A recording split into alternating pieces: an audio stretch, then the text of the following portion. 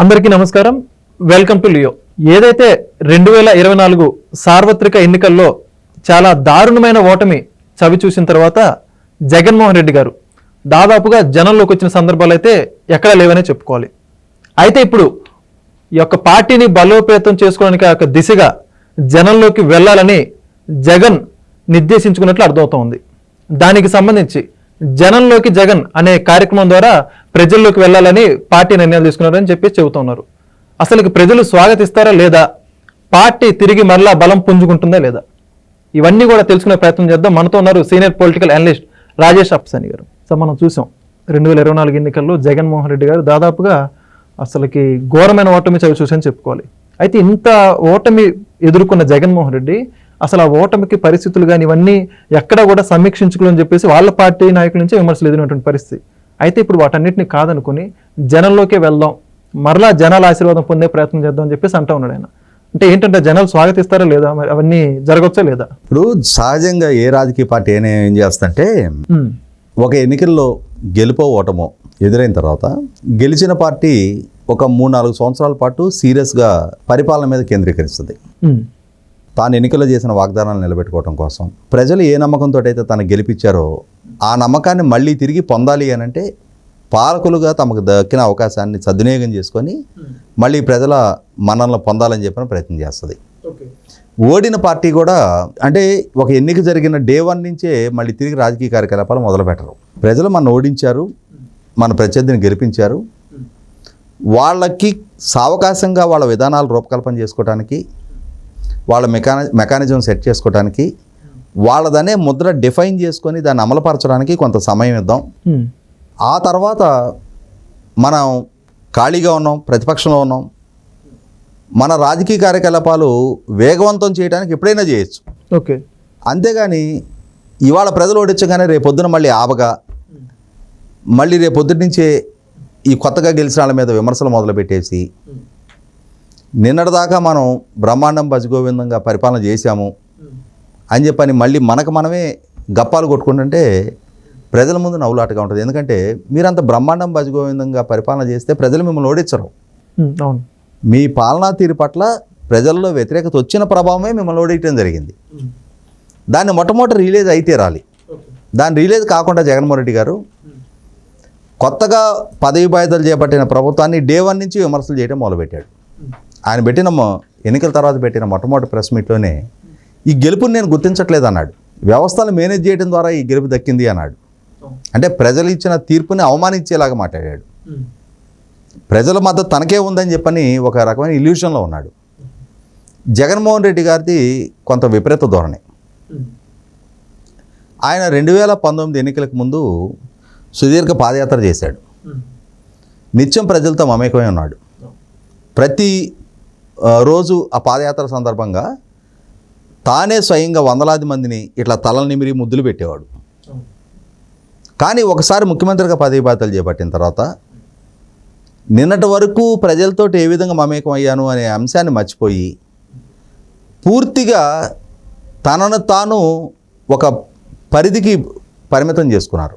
Okay, ప్రజలతో మమేకం అయ్యే సంగతి వదిలిపెట్టు, తన ప్రజాప్రతినిధులకు కూడా కలిసే అవకాశం ఇవ్వకుండా తన ఇంటికి పరిమితం అయిపోయాడు. ఆయన ప్రజల మధ్యకి రావటం అని అంటే ఏదైనా ఒక అధికారిక కార్యక్రమం ఉండి ఆ అధికారిక కార్యక్రమం సందర్భంగా కూడా పోలీసుల చేత ప్రజల నుంచి తనని దూరం మెయింటైన్ చేస్తూ ఒక బ్యారికేడ్లు కట్టించి పరదాలు కట్టించి ఆ మార్గంలో షట్టర్లు మొత్తం దింపేసి ఆ ప్రాంతంలో స్కూళ్ళకు కూడా సెలవులు ఇచ్చి ఆ మార్గంలో ఉన్న చెట్లు కొమ్మలు మొత్తం నరికించి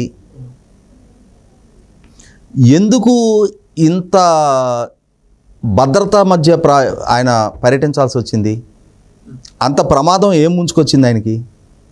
పాలకుడుగా ఆయన ఏమి సాహసోపేతమైన నిర్ణయాలు చేయలా. ఆయన హయాంలో ఏమి భారీ ఎన్కౌంటర్లు జరగలా. ఆయన హయాంలో ఏమి రాష్ట్రం నుంచి విస్తృతంగా సరఫరా అవుతున్న గంజాయిని కట్టడి చేసే ప్రయత్నం చేయలా. ఎర్రచందనం స్మగ్లర్ని కట్టడి చేసే ప్రయత్నం చేయలా.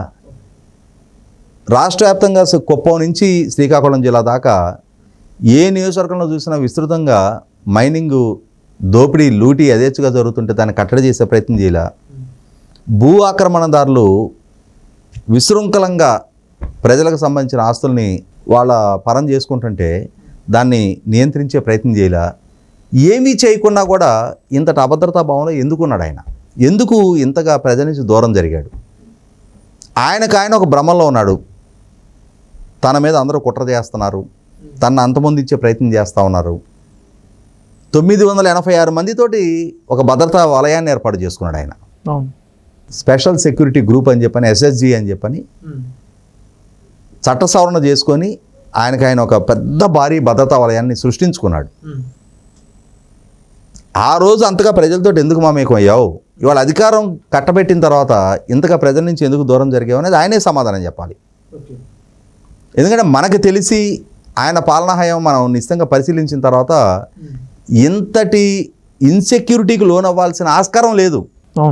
తర్వాత కొత్త ప్రభుత్వం ప్రజల నుంచి తిరస్కారానికి గురైన తర్వాత కొత్త ప్రభుత్వం పదవి బాధ్యతలు చేపట్టగానే నెల రోజులు గడిచేటప్పటికి ఢిల్లీ వెళ్ళి అక్కడ నేషనల్ మీడియాని అందరిని పిలిచి అక్కడ ధర్నా అనే ఒక కార్యక్రమం తలపెట్టి ఈ రాష్ట్రంలో 36 రాజకీయ హత్యలు జరిగినాయి. నెల రోజులకే తమ పార్టీకి సంబంధించిన 35 మంది ప్రభుత్వ వేధింపులు తాళలేక ఆత్మహత్యలు చేసుకున్నారు. 300 హత్యాయత్నాలు జరిగినాయి. 560 ప్రైవేట్ ఆస్తులు ధ్వంసమైనాయి. 490 ప్రభుత్వ ఆస్తులు ధ్వంసమైనాయి. కాబట్టి ఈ ప్రభుత్వాన్ని మాత్రం కొనసాగనివ్వడానికి వీల్లేదు, వీళ్ళని రద్దు చేసేసి రాష్ట్రపతి పాలన పెట్టాలి అని చెప్పని. అంటే ప్రజలు నవ్వుకుంటారు. నెల రోజులు గడిచేటప్పటికే 36 రాజకీయ హత్యలు జరిగినాయి అన్నావు. ఎవరెవరు ఆ హత్య గావింపబడింది? ఎవరు హత్య చేయబడ్డది? ఏ ప్రాంతంలో, ఏ పోలీస్ స్టేషన్ పరిధిలో? FIR కాపీలు, పోస్ట్మార్టం రిపోర్ట్లు ఉండాలి కదా, అవి బయట పెట్టంటే సమాధానం లేదు. ఆత్మహత్యలు చేసుకున్న 35 మంది ఎవరు, వాళ్ళ ఐడెంటిటీ బయట పెట్టంటే సమాధానం లేదు. ఎందుకంటే ఆ సంఘటన జరగల. అంటే ఆయన ఈ ప్రభుత్వాన్ని బూచిగా చూపటం అనేది డే 1 నుంచి బిగిన్ చేసేసాడు. ఈ ప్రభుత్వాన్ని అంటే వాళ్ళ స్థానంలో కూర్చోటాన్ని సహించలేకపోతా ఉన్నాడు. ఆంధ్రప్రదేశ్ రాష్ట్ర ముఖ్యమంత్రిత్వం అనేది నాకు హక్కుభుక్తం, నాకు మాత్రమే దక్కాలి, ప్రజలు నన్ను తిరస్కరించినా చేత్కరించినా సరే ఆ పదవికి నేను ఒక్కడనే సమర్థుణ్ణి అన్న భావంలో ఉండిపోయాడు ఆయన. అక్కడి నుంచి బయటికి రావట్లా. ఇప్పటికి కూడా అదే భావంలో ఉండి ఇప్పుడు కొత్తగా పదవి బాధ్యతలు చేపట్టిన ప్రభుత్వం రేపు 12వ తారీఖు 6 నెలల కాలం పూర్తవుతుంది. ఈ ప్రభుత్వం పదవి బాధ్యతలు చేపట్టిన తర్వాత వాళ్ళు చెప్పిన ల్యాండ్ టైటిలింగ్ యాక్ట్ రద్దు చేశారు. వాళ్ళు చెప్పిన పెన్షన్ అమలు చేస్తూ ఉన్నారు. వాళ్ళు చెప్పిన అన్నా క్యాంటీన్లు పునరుద్ధరించారు. వాళ్ళు చెప్పిన విధంగా మెగా డిఎస్సి నోటిఫికేషన్ విడుదలైపోయింది. మీ పాలనా హయాంలో పెండింగ్లో ఉన్న పోలీస్ కానిస్టేబుల్ నియామక ప్రక్రియని గాడిలో పెడతా ఉన్నారు. పారిశ్రామిక పెట్టుబడులు రప్పిస్తూ ఉన్నారు.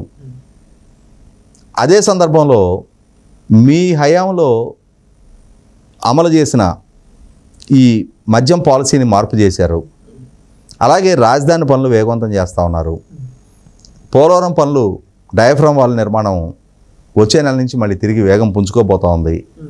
మరి ప్రభుత్వ పరంగా వాళ్ళు చేసే పనులు చేస్తూ ఉన్నారు. అలాగే ఎన్నికల్లో చేసిన వాగ్దానాలను కూడా ఒక్కో వాగ్దానాన్ని నెరవేర్చుకుంటూ వస్తున్నారు. ఒక్కొక్క మహిళకి 3 గ్యాస్ సిలిండర్లు ఉచితంగా ఇస్తామన్న వాగ్దానం దీపావళి నుంచి అమలు జరిగింది. తల్లికి వందనం పేరిట బడికి వెళ్ళే విద్యార్థులకి ఇస్తానన్న 15,000 రూపాయల పంపిణీ పథకం కూడా జనవరి నుంచి అమలు చేస్తామని ఒక క్యాలెండర్ అనౌన్స్ చేయడం జరిగింది. రైతులకి ఇస్తానన్న 20,000 కూడా మార్చి ఏప్రిల్ నాటికి అందిస్తాము అని చెప్పని అనౌన్స్ చేయడం జరిగింది. అంటే ఒక్కొక్క సంక్షేమ పథకాన్ని వాళ్ళు గ్రౌండింగ్ చేసుకుంటూ వస్తున్నారు. అదే సందర్భంలో సైమల్టేనియస్గా రాష్ట్ర అభివృద్ధి మీద కూడా ఫోకస్ చేస్తూ ఉన్నారు. ఉపాధి కల్పన దిశగా ప్రయత్నాలు చేస్తూ ఉన్నారు. ఇంకా కొన్ని అపరిష్కృతంగా ఉన్నాయి వాస్తవమే. ఉద్యోగులకు సంబంధించి ఇంటర్మ్ రిలీఫ్ అనౌన్స్ చేయాల్సి ఉంది. పిఆర్సీ కమిషను జగన్మోహన్ రెడ్డి గారు హయాంలో పిఆర్సీ కమిషన్ అపాయింట్ చేశారు కానీ సభ్యుల్ని అపాయింట్ చేయలేదు. ఆ కమిషన్ చైర్మన్ కూడా ప్రభుత్వ మార్గాన్ని రాజీనామా చేశారు. మరొక కొత్త పిఆర్సీ కమిషన్ అపాయింట్ చేయాల్సి ఉంది. జగన్మోహన్ రెడ్డి గారి పాలనా హయాంలో పెండింగ్ పెట్టిన డిఏ ఎరియర్స్ని క్లియర్ చేయాల్సి ఉంది. జగన్మోహన్ రెడ్డి ద్వారా వారసత్వంగా సంక్రమించిన లక్షలాది కోట్ల రూపాయల పెండింగ్ బిల్స్ని క్లియర్ చేయాల్సి ఉన్నాయి. ప్రభుత్వం ఆ దిశగా వాళ్ళ కర్తవ్యాన్ని వాళ్ళు నిర్వహిస్తూ ఉన్నారు. అయినా సరే జగన్మోహన్ రెడ్డి గారు మాత్రం చాలా వేడివేడిగా ఆయన ఒక భ్రమంలో ఉన్నారు 2027లో జమిలి ఎన్నికలు రాబోతూ ఉన్నాయి కాబట్టి ఇప్పటి నుంచి నేను ప్రజల్లో ఉండాలి అని చెప్పని. ఇక్కడ ఆ పార్టీ శ్రేణులు కూడా ఆలోచించుకుంటారు. ఎందుకనంటే ఎన్నికలు జరిగి 6 నెలలు కావట్లా. అక్కడ స్థానిక అభ్యర్థులు పోటీలో చేసిన వాళ్ళు కానీ, నియోజకవర్గ ఇన్ఛార్జీలు కానీ, లేదు ప్రస్తుతం శాసనసభ్యులుగా ఉన్నవాళ్ళు కానీ, పార్లమెంట్ సభ్యులుగా ఉన్నవాళ్ళు కానీ మొన్నే ఎన్నికలను ఎదుర్కొని ఉన్నారు 6 నెలల క్రితమే. ఇప్పుడు జగన్మోహన్ రెడ్డి గారు మళ్ళీ పర్యటనలు అని చెప్పని మొదలు పెడితే ఎవరు భరించాలి ఈ ఖర్చు అంతా? జగన్మోహన్ రెడ్డి గారా సున్నపాకు తోడని తీయడు, మళ్ళీ ఆ స్థానిక నాయకులే వాళ్ళే కంట్రిబ్యూట్ చేయాలి. ఎప్పుడో 4.5 సంవత్సరాల తర్వాత కానీ ఎన్నికలు లేవు. కాబట్టి ఇప్పటి నుంచి ఈ ఎమోషన్ క్యారీ చేయడం అని అంటే చాలా కష్టతరమైన వ్యవహారం అది. అందులో ప్రభుత్వం ప్రోగ్రెసివ్గా పనిచేయడానికి మార్గం సుగమం చేసుకుంటా ఉన్నప్పుడు, వాళ్ళు మంచి మంచి నిర్ణయాలు తీసుకుంటున్నప్పుడు ఇప్పటికిప్పుడు ప్రభుత్వానికి వ్యతిరేకంగా ప్రజాభిప్రాయాన్ని మలచాలి అని అంటే సాధ్యమయ్యే పరిస్థితి కాదు. కానీ జగన్మోహన్ రెడ్డి గారు మాత్రం మంకుపట్టుతోటి తాను అనుకున్నది తాను ఎంచుకున్నదే రాజకీయం అని చెప్పన్న భావనలో ఉన్నారు ఆయన. ఇది ఖచ్చితంగా ఆ శ్రేణులు కూడా నిరుత్సాహానికి గురి చేసే పరిస్థితి. ఆర్థిక భారం ఇప్పుడు అపోజిషన్లో ఉన్నారు. ప్రభుత్వాన్ని కాదు అని చెప్పని, కొత్తగా ఎన్నికైన ప్రభుత్వాన్ని కాదు అని 4.5 సంవత్సరాల పాటు ఇంకా ఈ ప్రభుత్వానికి పాలనా కాలపరిమితి ఉండగా ప్రతిపక్షం వైపు ర్యాలీ అవ్వడానికి ప్రజలు కూడా సిద్ధంగా ఉండరు. కానీ ఈయన ఇప్పుడే రాజకీయ కార్యకలాపాలు ఎంచుకుంటా ఉన్నాడు. నాకు తెలిసైతే వాళ్ళ శ్రేణుల నుంచే ప్రతి చోట ఆయనకు ఒక సహాయ నిరాకరణ ఎదురవటం ఖాయం.